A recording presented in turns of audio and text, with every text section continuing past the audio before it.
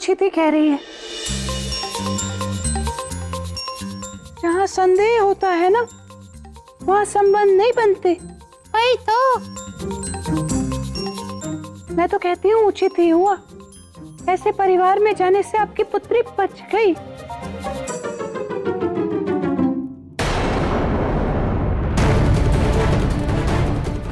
ये सब हो क्या रहा है? इस प्रकार तो मेरी सारी योजना बिगड़ जाएगी। ये कोपा, ये तो हमारी सारी योजना विफल कर देगी। मुझे कुछ करना होगा।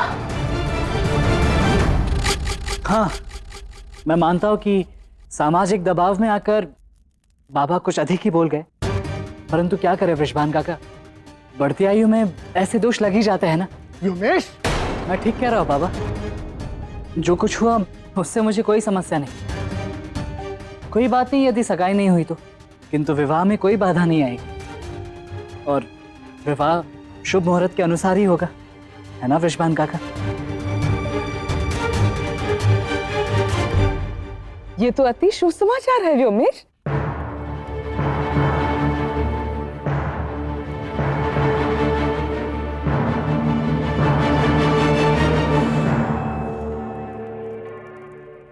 ऐसे नहीं होगा विवाह, किंतु आप निश्चिंत रहिए, मैं हूं ना, मैं कुछ करती हूँ। अब क्या करोगे? आज आपके पिता ने ना सबके सामने वृषभान जी का अपमान किया है,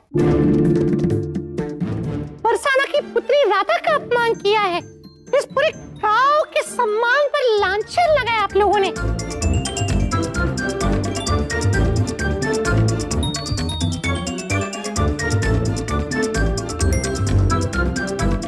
इसलिए अपने पिता की ओर से आपको सबके सामने वृषभान जी से क्षमा मांगनी होगी।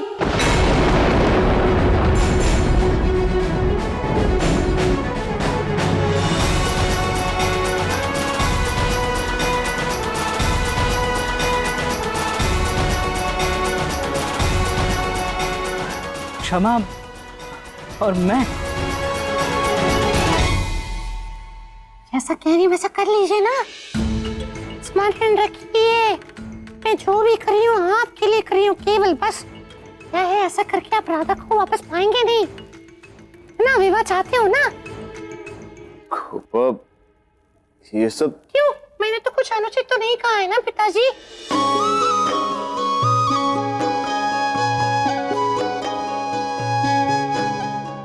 भूल करके क्षमा मांगने में समस्या क्या है व्योमेश जी?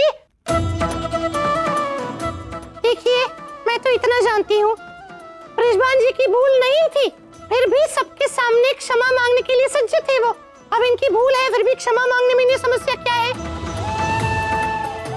देखिए, ये बात तो सत्य है कि भूल करके जो क्षमा मांग सकता है बिना किसी लज्जा के, वही श्रेष्ठ पुरुष होता है। अब व्योमेश जी को तो अपनी श्रेष्ठता का प्रमाण सबको देना ही होगा, क्यों व्योमेश जी?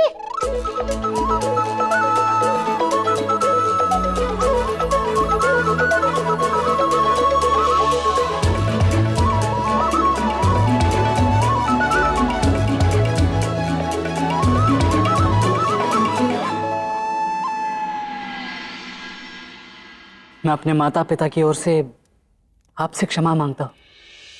क्षमा कर दीजिए वृषभान काका। मान कन्या के पिता का भी होता है और उसे आहत करने का अधिकार वर के पिता को नहीं।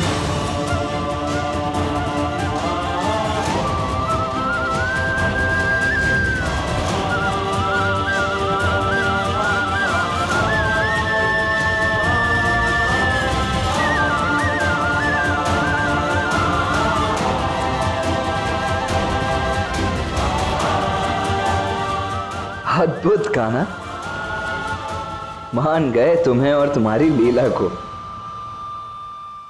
मैं तो गर्व अनुभव कर रही हूँ व्योमेश, तुमने अपनी श्रेष्ठता का प्रमाण दे दिया। बस अब तो सुनिश्चित मुहूर्त में ही विवाह होगा, क्यों वृषभान जी?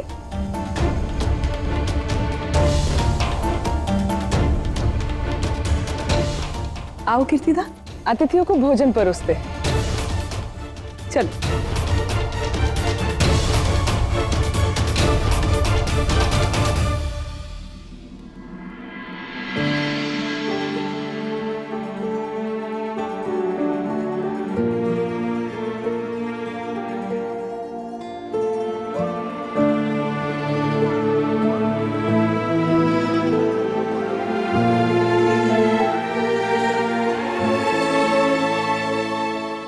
पुत्री गोपा। जी पिताजी। धन्यवाद गोपा, आज तुमने बरसाना और मेरी राधा का मान बचा लिया। नहीं नहीं, आप ऐसा मत कहिए। आप मुझे अपनी पुत्री कहते हैं ना, मैं इतना तो कर ही सकती हूँ। देखिए, मैंने केवल राधा के सम्मान की रक्षा की है, किंतु राधा के सुख की रक्षा तो आप ही को करनी होगी। आप उसके पिता हैं और इस समय तो आप उसके लिए भाग्य विधाता हैं। आशा है कि विधाता की ही भांति आप राधा के साथ न्याय करेंगे।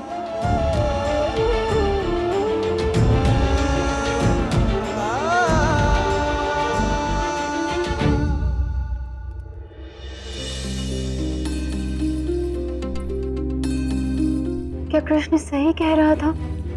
क्या ये विवाह वास्तव में केवल क्रोध के अधीन होकर कर रही हूँ? ओए माँ,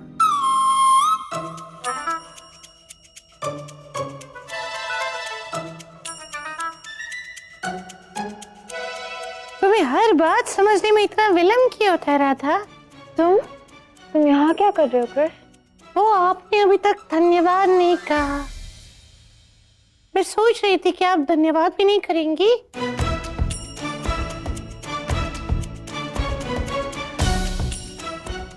कैसा धन्यवाद? किस बात का धन्यवाद गोपा? तुम्हें भी तो बाबा ने अपनी पुत्री कहा था। तो बस तुमने किया वो तुम्हारा कर्तव्य था। अरे वाह, प्रतीत हो रहा है क्रोध कम होता जा रहा है। तभी तो सोच विचार करने की शक्ति वापस लौट रही है तुम्हारी। क्या कृष्ण, तुम्हारी वास्तविकता जान चुकी हूँ मैं। अभी लड़कियों जैसा व्यवहार करना बंद करो।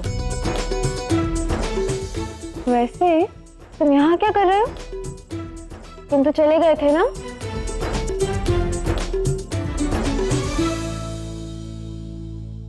वो एक बहुत महत्वपूर्ण बात है जो बोलना मैं भूल गया था, वही बोलने आया हो रहा था।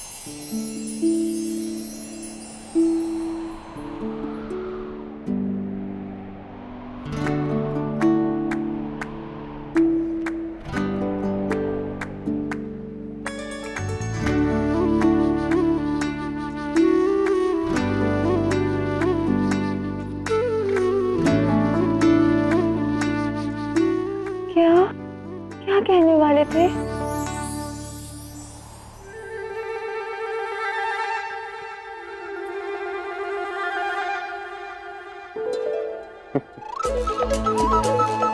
अभिनय प्रतिभा तो अद्भुत है तुम्हारी राधा।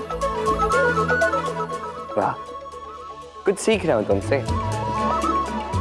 ओए माँ, फिर से इतना क्रोध? तुम ही बताओ, क्या मैं सत्य नहीं कह रहा हूं? पहले मुझे वचन देकर व्यवहार रोकने से रोक लिया, फिर स्वयं सगाई में मूर्छित होकर सगाई भी रोक दी। उत्तम राधा।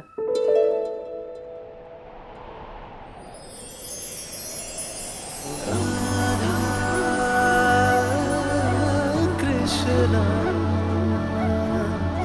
कृष्णा राधा राधा। अब तुम ही बताओ राधा, क्या तुम यह विवाह करना चाहती हो या नहीं?